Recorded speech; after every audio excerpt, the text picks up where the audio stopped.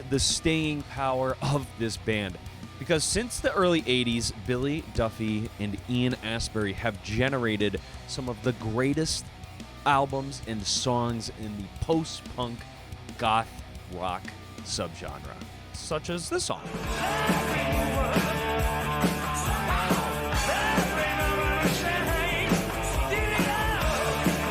This duo has been playing the long game for sure, taking breaks here and there with the band, and really, if you ask me, their lack of urgency has allowed them to put out some of the highest quality songs in the post-punk goth scene. Take a listen to this song, and keep in mind that this band is on their 11th studio album.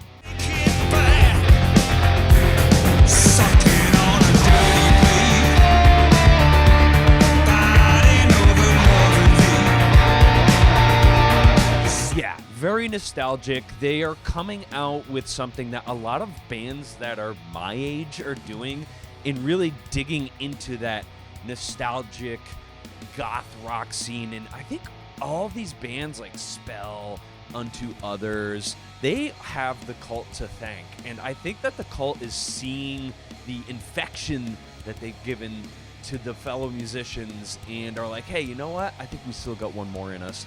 I love it. This record is fantastic. It's a great addition to their discography. Under the Midnight Sun, it's 4.4 out of 5 esoteric libraries. I just can't seem to let you go. Hey, yeah. I just can't seem to let Shame on me for not knowing this band until Brandon put them in front of me. Because, man, I was absolutely appalled at the amount of albums that they have in their back catalog. Let me say that this band showcases that soft, luscious sort of prog metal that likes to kind of stuff in those hard-edged breakdowns and syncopated, you know, that kind of sort of thing, to really help contrast the majestic shit that they're doing. Check it out. Here's an example. Here's an example of that.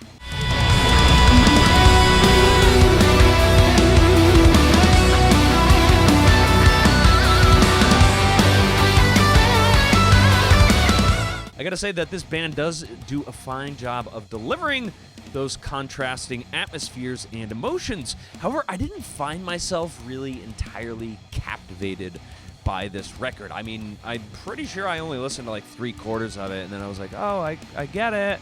There was no diversity to make me be like, holy shit, I better really see this thing through to the end.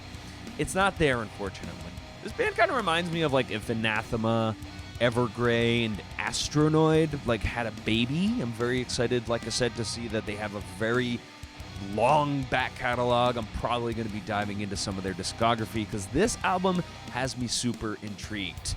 3.5 out of 5 Upside Down Cityscapes. the ship sail.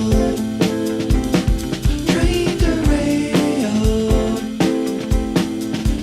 For the last 12 years, this band has been constantly putting out material, and for the second time in their career, King Gizzard has put out 5 studio albums in 1 calendar year. That is incredible, man. That's quite a feat. For today's pick, I chose just one of those 5 albums, this one being Ice, Death, Planets, Lungs, Mushrooms, and Lava. These are some of my favorite things. Check out one of my favorite songs from that album. Wrapped in iron, breathless purgatory, positive pressure, airless death. Woo! It's a different kind of conflict, swinging a miss, dancing with my eyes. Yeah, man, seriously, some great stuff in here. This record showcases high levels of musicianship and an understanding of that psychedelic garage rock that was perverse in the 60s and 70s. If you're into this underground wave of tripped out bands that sound like they were time warped from that time period to now, this has to be on your list. Between the 4 other albums from King Gizzard, you could definitely make yourself a King Gizzard playlist or mixtape or something like that, only selecting the best from all 5 of these albums. I gotta say, as much as I like this record, definitely really long. Some parts that are just too jammed out. Not much of a fish head or a dead head enough to enjoy those like wicked spaced out jam sections. However, some amazing vocal melodies, some amazing musicianship on here. This is one of my favorites in the genre. So it gets 4 out of 5 Lava Monsters on Psilocybin.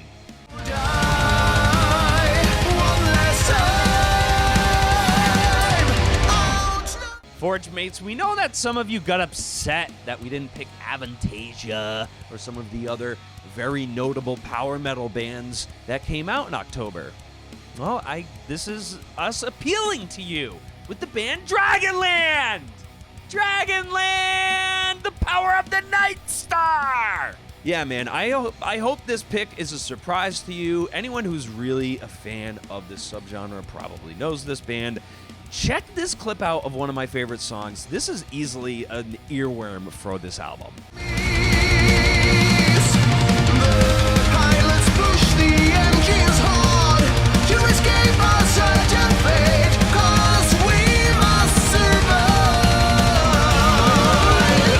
Yeah, man, these guys have what it takes to create interesting, hook-driven metal. If you are a diehard power metal fan, like I said, you're probably well aware of this band. But unlike some of the bands that also came out in October that have bigger names and bigger budgets and more reach, this is a band that you probably need to listen to if you consider yourself a power metal fan. It's worth checking this one out. That's coming from us, not the biggest power metal fans. 4 out of 5 great filters. And what were some of the albums that we didn't talk about? Oh, what's this? Huh? That's right! Friday, we've got merch dropping, we've got music dropping. We're doing cool new things here, folks. We want you to leave some comments down below as to how excited you are to listen to the new FORGEMASTER, An Age. Wait, what's the album title? A Future Without Organic Lifeforms is what the album title is. We got merch, we got cool shirts coming, and most of all, we got some badass songs dropping. Stay tuned for those. Thanks for watching, Forge Mates. Go with the gods.